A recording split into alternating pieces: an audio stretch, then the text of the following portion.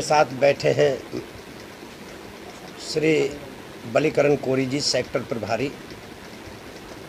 हमारे साथ बैठे हैं भाई खान सरफराज जी। हमारे साथ बैठे हैं भाई अभिजीत विश्वास जी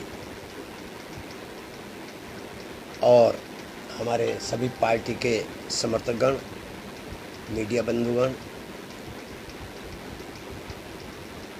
आज मैं थोड़ा सा अपने बारे में बताना चाहता हूँ। मेरा नाम धर्मवीर सिंह अशोक, बहुजन समाज पार्टी पश्चिम बंगाल, उड़ीसा, झारखंड, गुजरात का मैं प्रभारी हूँ और इस समय पश्चिम बंगाल में विधानसभा के लिए चुनाव चल रहा है, प्रचार चल रहा है। उसी के सिलसिले में आज सरफराज खान भाई के घर पर उन्होंने मुझे यहाँ आमंत्रित किया है, इधर आपको आमंत्रित किया है। तो इस समय बहुजन समाज पार्टी की राष्ट्रीय अध्यक्ष और उत्तर प्रदेश में 4 बार मुख्यमंत्री रही आदरणीय बहन कुमारी मायावती जी के आदेशानुसार हम 2021 के विधानसभा चुनाव की तैयारी में जुटे हुए हैं और अभी कुछ चरण का नामांकन प्रक्रिया पूरी हो चुकी है, कुछ की बाकी है। उसी सिलसिले में हम लोग आपसे बात कर रहे हैं। अगर कोई आपका सवाल हो तो वो आप रख दें, हम उसे बताएंगे। सर, कितने सीटों पर आप चुनाव लड़ेंगे? हाँ, हम दिखाने के लिए चुनाव नहीं लड़ना चाहते, बल्कि कामयाबी के लिए लड़ना चाहते हैं और जितनी हमारी तैयारी है उसके मुताबिक लगभग हम 170 सीटों पर चुनाव लड़ेंगे।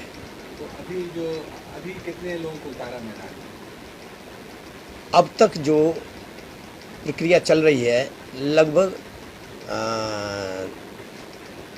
90 और 100 के बीच में पहुंच चुके हैं और अभी हमारे 4 चरण शेष हैं। 4 चरणों में भी हम 170 तक ऊपर हो सकता है, कम नहीं होगा। और जहां आप बैठे हैं वहां से आप किसको प्रार्थी बनाना या प्रत्याशी बनाना? अभी तो आप खुद बुद्धिमान लोग हैं, इसमें बताने की ज़्यादा ज़रूरत नहीं है। लेकिन जो पहले हमारे लोकसभा में प्रत्याशी रह चुके हैं भाई सरफराज खान जी, इस बार भी हम उनको इस विधानसभा से हम चुनाव लड़ाएंगे।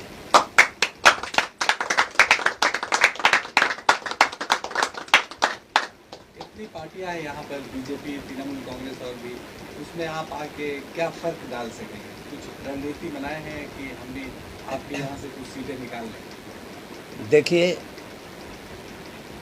कांग्रेस, टीएमसी और सीपीएम,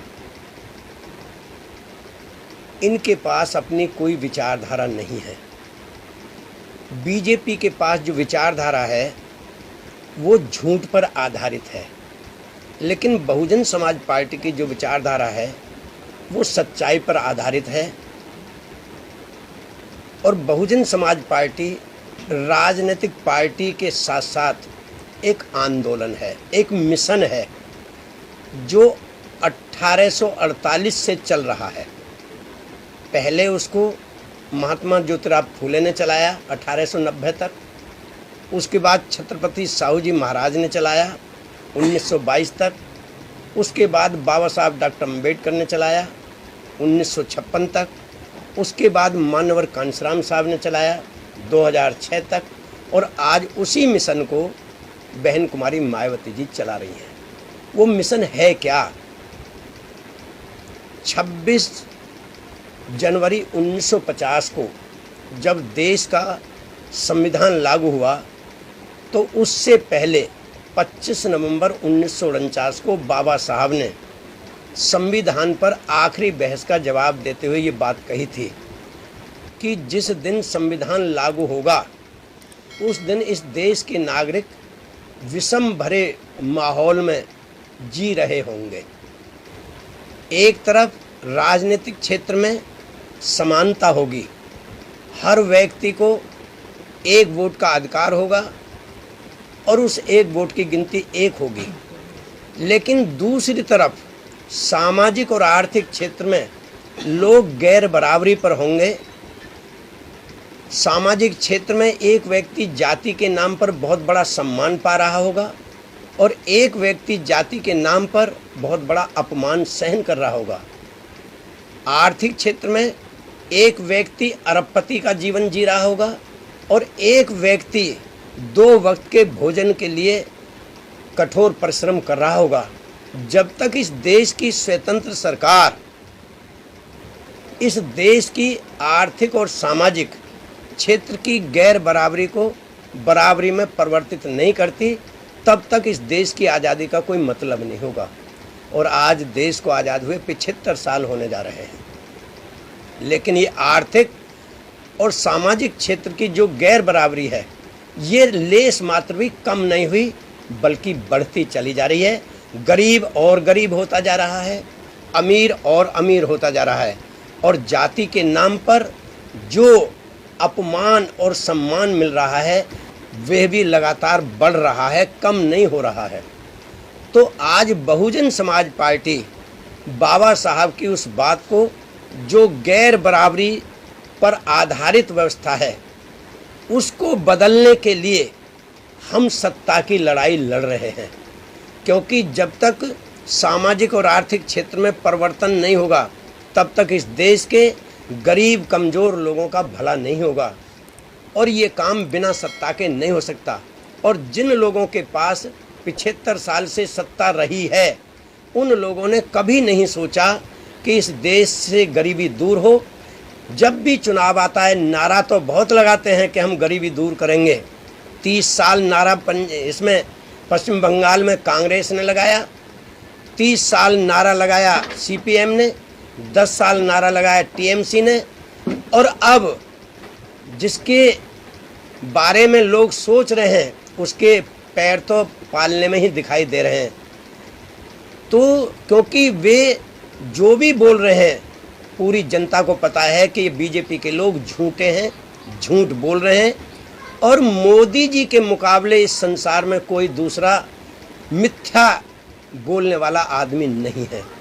तो बहुजन समाज पार्टी इनके इस झूठ का पर्दाफाश करने जा रही है और लगातार हम हर क्षेत्र में लोगों को जा करके जगाने का काम कर रहे हैं।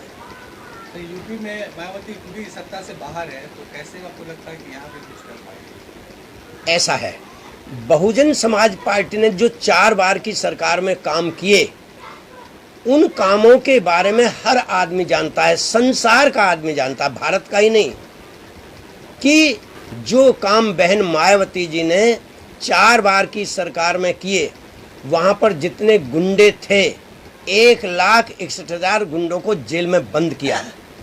जितने भूमिहीन लोग थे, चाहे किसी भी जाति से संबंध रखते थे, उन सबको जमीन के पट्टे और कब्जे दिए और बेसहारा लोगों के लिए 4-4 मंजिल के मकान, 2 यानी बेडरूम फ्लैट के अंदर लैट्रिन बाथरूम किचन शयन और वहीं स्कूल वहीं अस्पताल बना करके दिए। यही नहीं, लाखों बेरोजगार नौजवानों को रोजगार दिया और जो महापुरुष थे उन सबको, उनके इतिहास को उजागर किया। क्योंकि ये लोग नहीं चाहते, मनुवादी लोग नहीं चाहते कि इस देश में जो दलित समाज के लोगों को या पिछड़े समाज के लोगों को या अल्पसंख्यक समाज के लोगों को या अपर कास्ट के गरीब लोगों को जो जानकारी बहुजन समाज पार्टी दे रही है, जो जगाने का काम कर रही है, वे लोग सुलाने का काम कर रहे हैं। बीजेपी का मतलब हमेशा सुलाने का रहा है और बीएसपी का मतलब हमेशा जगाने का रहा है। तो वहाँ जो काम किया है वो आज सबको दिखाई दे रहा है और पुनः बहुजन समाज पार्टी यूपी में भी सत्ता में आएगी और पश्चिम बंगाल में भी सत्ता में आएगी। बंगाल को जनता को क्या बट्टा देना चाहिए? हम वायदे में विश्वास नहीं रखते, हम लोग काम में विश्वास रखते हैं। जिस दिन सत्ता में आएंगे हम यूपी की तरह पश्चिम बंगाल में हर गरीब को, चाहे वो अपर कास्ट का गरीब है, चाहे पिछड़े समाज का गरीब है, चाहे माइनॉरिटी मुस्लिम सिख ईसाई पारसी बुद्धिस्ट का गरीब है, और चाहे दलित समाज के गरीब हैं, हर गरीब की समस्या को उसे हम रोजगार दिलाएंगे, रोटी नहीं।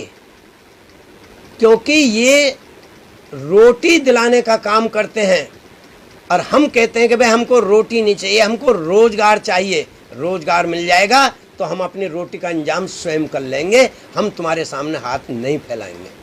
बहुजन विचारधारा को घर घर तक पहुंचाने के लिए हमारे YouTube चैनल को सब्सक्राइब करें, लाइक करें, कमेंट करें, शेयर करें और बेल आइकन की घंटी दबाना ना भूलें।